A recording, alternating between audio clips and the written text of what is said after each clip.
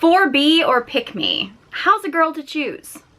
Hello everyone, I'm Sarah from Everyday Starlet. Welcome to my channel. I make videos to inspire you to be the star of your own life. Today I want to talk about the 4B movement versus being a pick me girl. Now I'm filming this after the election, so obviously unless something has changed in the time between when I am filming this and get it up edited, the 2024 election has happened and there's a lot of emotions and a lot of things going on, and I'm not here to get into politics. I do have a video on my channel about the masculine and feminine energies in politics. It's not one of my more popular videos, but I am very proud of that video. So if you want to understand more about the masculine and feminine polarities in American politics, I highly recommend you check out that video. I'll link it to this one. I also do have a video talking about like politics and relationships and like dating people with different political beliefs. Those aren't my more popular videos, but I'm really proud of them. I think there's a lot of really important information in them, but I'm not here to get into politics. So I'm not going to get into political debates or anything like that. However, I do know there's a lot of emotions running wild. It's not that surprising. It's normal after something like this, regardless of whether you like the way that the election ended up or whether you didn't. It's normal after something that has felt so heightened in the world, that has had so much energy put into it. It's normal to have some kind of emotional reaction when it's done.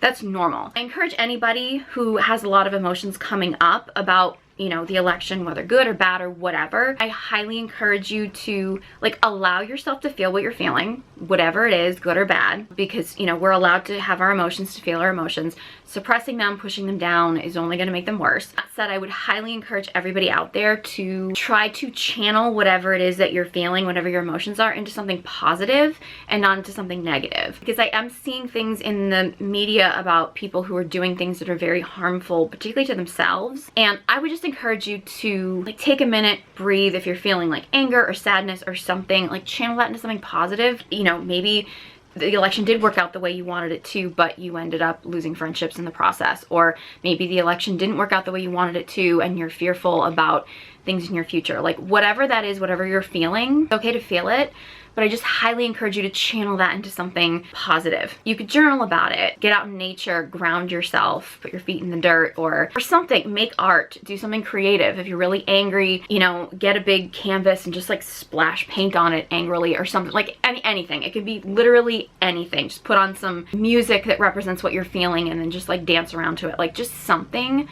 to like just let out the emotions, but something that's not going to be harmful to yourself or other people. One of the big issues that was the central focus of this election was the Roe versus Wade reproduction rights issue, and I'm not going to get into all of the nuance with that conversation because this isn't about that at all. There's plenty of other content creators that are talking about that from both sides, and I'm not really going to get into that discussion here. But a response from that of women feeling like their reproductive rights were at stake. One of the responses is that there are a lot of women who are talking about joining the 4B movement. Now, if you're not familiar with the 4B movement, I didn't know what it was, so I did some research about it. I'm certainly not an expert, but there are a lot of women out there who are deciding to join this 4B movement. There are also a lot of women out there who are really getting into this like extreme pick-me-girl behavior of just trying to focus their entire life living for men or their husband or male validation or trying to get a husband or something. And those are two massive extremes. Like either rejecting men completely out of your life, which good luck not living in a world with men in it because like they make up half the population, or women who are just basically putting themselves on the side and just letting men be their entire source of their existence. And those are two massive extremes. Like the 4B movement of fully rejecting men, or like the pick me girl of like living for male validation, are two extremes. I want women to know there's so much room in the middle. Like there's so much, if we're talking about the two extremes, like being the two ends of the spectrum, there is so much space in the middle. It's probably a healthier place to be in, and like where you are on that spectrum is probably going to depend on you, your personality, your goals in life, maybe where you are at this point in your life or things like that. And you know, there's plenty of room in that for you to decide where you want to be. But being in either of those extremes is probably not a healthy place to be in, because both of those extremes typically come from a lot of like unhealed pain and wounding. So I'm gonna get into the two extremes. First, I wanna talk a little bit about the 4B movement. Now, if you're not familiar with what that actually is, I did a little bit of research. I'm not an expert, but a little bit of research is that this was a movement started by a group of feminists in Korea. The B is actually a spin on the Korean word for no. Essentially what it actually means is the 4 no's. I was getting thrown off by that, but it's actually, like, in English translation, it would kind of be the 4 no's. And essentially those 4 no's are no having sex with men, no childbirth, no dating men, no marrying men. Here's the thing. If you want to reject men from your life, you cannot live in a world where there are no men that exist because they make up half the population. So it's not gonna work, right? But all of these things that they're talking about, you know, you can reject from your life, you know, either all 4 of them or, you know, 1 of them or, you know, any option you want. And I don't think that's inherently bad. I just think it's important to know why you're doing it. Because if you're making these decisions triggered out of like fear or even misinformation or something, you might not be making the best choice for you. And whether you choose to do any of these things or you choose not to, I just want you to choose the right option for you for the right reasons. When it comes to not having sex with men, I have a video on here about conscious celibacy. I actually think it's absolutely healthy and smart for women to be much more selective over who they share their bodies with. And this doesn't come from a purity culture aspect of like women should be saving themselves for their husband and their virginity is a gift to give someone or whatever. I really do think virginity is really a social construct anyway. However, women's bodies are so powerful. Our sexuality is so powerful. Our sexual energy is so powerful. And I really do believe that women need to be more selective over who they share that energy with. And really knowing if a man is worthy of him getting access to your body, of him sharing your sexual energy.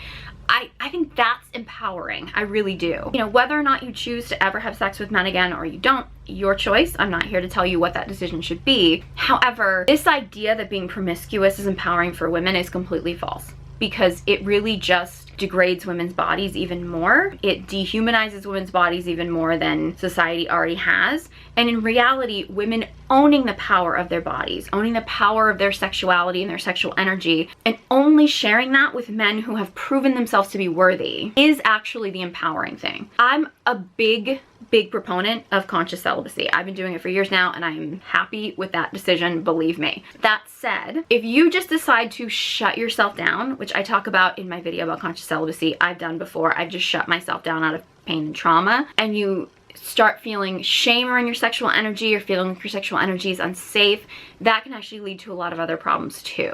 So again, I actually think that conscious celibacy can be a great thing for women. It's just a matter of whether you're doing it for the right reasons, whether you're actually doing it in a healthy way, in a healthy, empowered way because you understand the power of your own body, as opposed to doing it because you feel like you want it to be like a punishment for men. Because doing it as a punishment for men, even if you're mad at men, even if you're frustrated with men, it makes your decision with your body, it still makes it about men. Like even when you're trying to make it about you. And I actually would really encourage women to make their decision whether or not they're going to be celibate or who they're going to share their bodies with about the power and safety and about honoring their own body, as opposed to making it about like, I'm just going to use it to punish men. The result might be the same, whether or not you sleep with the guy or not, might be the same choice. It's just a healthier way of approaching it. As far as no childbirth, your choice to whether or not you have a child. I have a video about women being child-free by choice, if you want to look into that video, but I think whether or not you as a woman have a child, you don't have a child, I think needs to be a personal choice. I don't think that motherhood is the right choice for every woman. Again, similar to, you know, the discussion about celibacy, I really do believe that women being more selective about who they have children with is actually hugely beneficial to society. And I've talked about that in a lot of other videos, but women just feeling like they have to have a kid because they have to have a child because that's what they have to do, and just picking a guy and having a kid with, is part of the problem we have today, because we don't have men that are stepping up and being healthy father figures. If that means that fewer women have kids, it means that fewer women have kids. But again, I really do believe that in the same way I believe a man should be showing that he's worthy of having access to your body before you sleep with him, I firmly believe that a man should have to prove that he is going to be a good father, a good husband and father, before you decide to have a child with him. So this concept of, you know, childbirth, again, I think that's a personal choice. For some women, having kids just might not be the right option for them. But women being more selective about who they have a child with, absolutely a positive thing. But if you are longing to have a child and have a family, but you're shutting that down because you think all men are bad, you might want to work on that. You might want to heal that, because, you know, as much as I do believe that there are a lot of bad men in the world, and I do think that there's some days when you it's really hard to believe that there are good men in the world. I do believe that there are. I have to believe that, I really do. As far as like no dating and no marrying men, again, I think that needs to be a personal choice. I mean, honestly, if you as a woman have decided to reject, you know, dating or marriage or anything with men, if it's because you're a lesbian and you just decided to not date men, more power to you. If you've just decided that you don't want to date men, or you want to take a break from dating men or something like that, more power to you. I think that can be a healthy thing to do sometimes, you know, especially if you're finding that like dating or meeting people or whatever is just becoming like a drain. I definitely felt at a certain point that like being on dating apps, I was only on dating apps for a very, very short time. It really did feel like it was like stealing my soul. So I highly recommend sometimes if you feel like you need to, just taking a break from dating. If you make the decision that you never want to date again, never want to get married again, I think that's your personal choice and personal decision. But I would also invite you to ask yourself, why are you doing that? Are you doing that because that feels like the right choice for you, or are you doing that out of fear, pain, trauma, anything like that? And if that's the case, I really encourage you to work on healing that. Not because I think that you should be dating men and that you need to heal that trauma so you can get back to dating men, but because I think you're worthy of healing, because I think you're worthy of doing the work to heal from your pain, to heal from your trauma, so you can make the best choice for you, whether that be to go back to dating men or whether it be to still remain single and to not date men. Either choice is completely up to you. I just think that if you do find that you are making these decisions from a place of like pain or fear or trauma, I just encourage you to work through that and work through that in a healthy way, so that when you do make these decisions, you're just making them from a place that feels really true and authentic to you. So that's really kind of just a simple breakdown of the 4B movement. And again, I don't necessarily think that any of the choices in this movement, whether it be just one of them or any combination of them or whatever, is really inherently good or bad. I think it's really about the intention behind it. And if you're in a place right now where that's just what you feel like is right for you, more power to you. If you're making this because of like a triggered response of, you know, unhealed pain or trauma or whatever, you're worthy of healing. Whether that changes the outcome or whether it doesn't, I just would invite you to heal the things that are actually driving you to make decisions that may or may not be in the best interest of you and may or may not be the right thing for your authentic self. I'm just inviting you to take a look at that. Another aspect of the 4B movement actually is that a lot of women are shaving their heads, which I think is interesting. Now look, if you want to shave your head, or, you know, some women have to shave their heads for various reasons, or, you know, alopecia situations, or, you know, if, you know, you're going through chemotherapy. I mean, I shaved my mother's head when she was going through chemotherapy, so my heart goes out to anybody who's dealing with that. If you are shaving your head because you either want to, because it's your choice, or because you have to for some reason, more power to you. I mean, there are women who have been beautiful bald. I think Amber Rose is stunning. I mean, again, not to get into politics or anything, like whatever you think about her, I think she's beautiful. I really do. She's managed to pull off the bald look. Demi Moore's pulled off the bald look.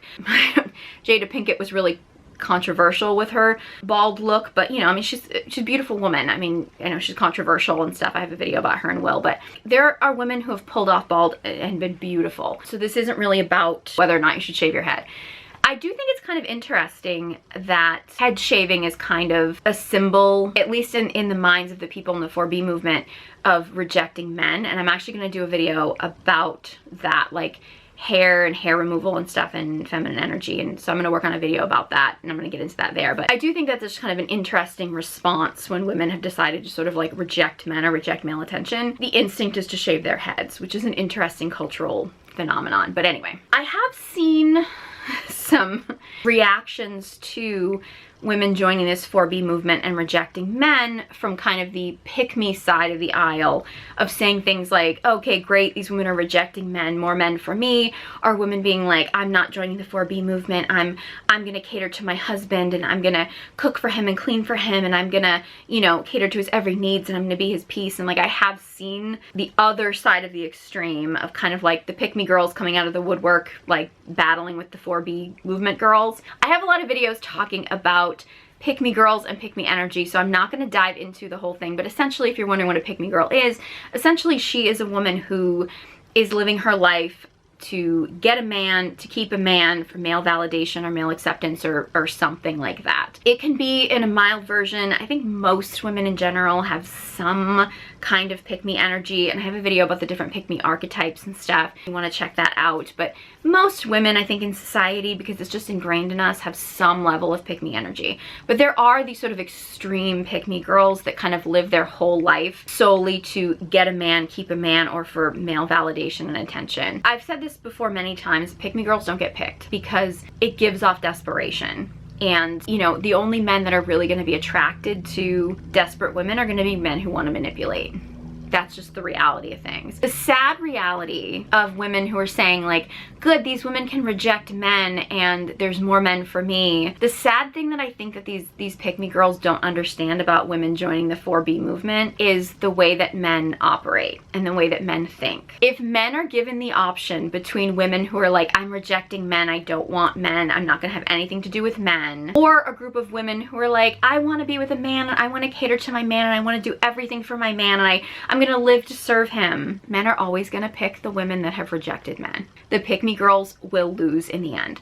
Men might marry the pick-me girl, but he'll spend his whole life chasing the woman that rejected men, that didn't want him. I wish that wasn't true. As a recovering pick-me girl myself, I wish that wasn't true, but it absolutely is. The women that are like, oh sure, great, if these women join the 4B movement, there's gonna be more men for me. Nope. No.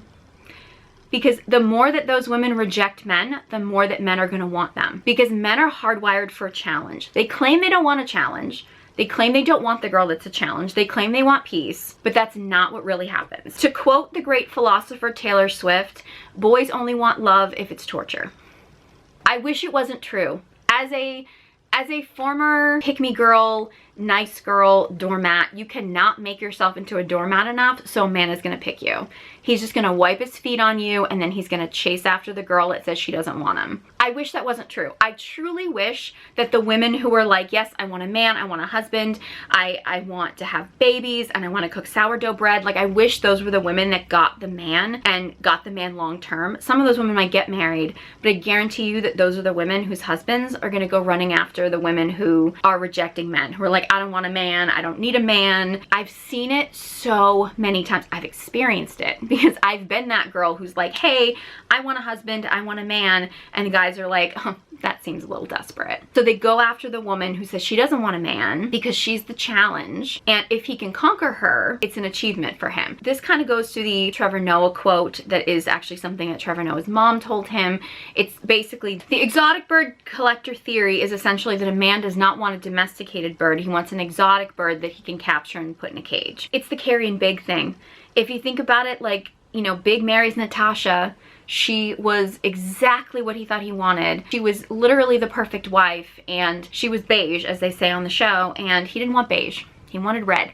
He wanted a bright red wall, and he wanted Carrie because she was wild and crazy and started having an affair with her, but he couldn't really handle her, couldn't really tame her per se, but he didn't want the woman that was already tame when he got her. You know, that's just, unfortunately, men like a challenge. Men need a challenge, and if a woman comes to him too easy and she serves herself up on a plate and it's like, hey, I want to be a wife and a mom and I want to, you know, be the perfect wife and everything, it's too easy. It's not a challenge, and even if he does marry her and takes advantage of her, he's going to be chasing after the woman that didn't need a man and didn't want him. I've seen this happen to people. I've experienced it personally. The pick-me girl will lose in the end, unfortunately. I mean, again, it's not fair, like, as far as life goes, because in an ideal world, the women that want the man and want the husband and want the family would be the one that would get it, and the women who are like, no, I don't want men, I don't want to deal with that, I don't want the family, I don't want anything, they're the ones that wouldn't have that, and then everybody would live their life. Unfortunately, that's just not how men operate. Men are going to see the women who are rejecting them as a challenge, and they're going to pay attention to them. And the women who are agreeable and who are, you know, passive and are at his peace, they're gonna lose. Boys only want love if it's torture. Which is actually why I have my guided journals, if you want to check those out. I have the Dark Feminine Energy guided journal here, and then I have the Recovering Pick-me Girl guided journal. I would say that the Dark Feminine Energy guided journal, it's great for anyone. I would say it's great for pick-me girls, but I would say it's also great for women who might be choosing like the 4B movement from a place of like pain and trauma, and it will help you channel like that dark energy in a healthy way. For women who are finding themselves in pick-me energy, it can also help you connect to your dark feminine energy because you're probably stuck in maybe some unhealthy, maybe wounded feminine energy. The Recovering Pick-Me Girl guided journal is so great because honestly, I think most women, even women in this 4B movement, because typically they're making these choices because of men. The pick-me girls are making choices because of men. I mean, it's kind of two sides to a similar coin. Not to say that the choices they're making are the same, they're actually vastly different, but they're still making the choices based on men in general. And the Recovering Pick-Me Girl guided journal can be really great for actually healing the parts of you that are living your life for men, good or bad. And it can actually help you make the decisions that you want in your life that are best for you, and not making those choices because of men, positive or negative. Again, whatever decision you're making, I just want to see women make it from a healthy place. I want women to make decisions from an authentic place, not because of pain and trauma. And if you are feeling triggered by things that are going on in the world today, you're feeling a lot of fear or anger or whatever it is that you're feeling, you know, I just encourage you to channel it in a healthy way. You know, have people that you can trust, that you can talk to, whether it be a therapist, or I've had some people comment on my videos and like, this isn't a, you should see a therapist and not listen to this woman. If you need a therapist, by all means go see a therapist. If you want to work with a coach, by all means go see a coach. Like I'm never telling anybody that my videos are a replacement for, actually sitting down and talking to someone one-on-one by any means. I want to see people be happy and healthy and living their authentic selves. And again, there's so much room in the middle. There's so much room in the middle to, figure out what works for you. Do you want to go all the way into being a stay-at-home mom and focusing on your family full-time and having that be your main focus? Do you want to maybe have a relationship but maybe not have kids? Or, like, where on the spectrum do you want to be?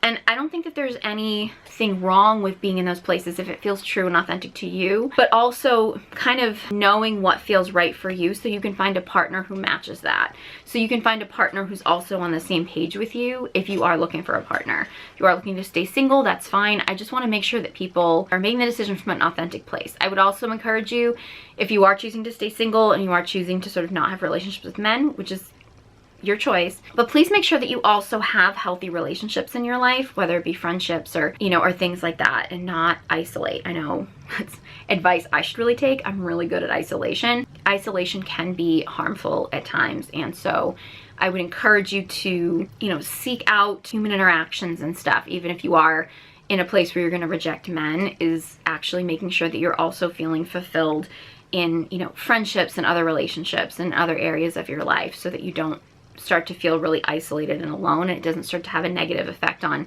your physical and mental health. So yeah, that's just, one of the topics that's been coming up a lot on social media. I do think it probably is more prevalent on social media, but I do think that social media is a reflection of some of the things that are going on in society. I know a lot of people will say, oh, stuff on social media isn't going on in the real world, but it's probably more extreme on social media than you would see in the real world, but I do think it is a reflection of what's going on in the real world. I mean, I don't really know if it's art imitating life or life imitating art, but I'm seeing the influence of a lot of things that are going on social media that are seeping into everyday life. So while most of us are probably not going to run into people who are, quite as extreme in everyday life as you would on social media, I do think that this stuff does really affect our lives on and offline. I hope this video just inspired you to be a little bit more aware, maybe encourage you to do a little bit of healing, and just, look at your own life and the areas where you feel like you're living authentically, or areas that you might need to work on. I'm all about awareness. This isn't about judgment or telling you what you should or shouldn't do. It's really more about just like being aware of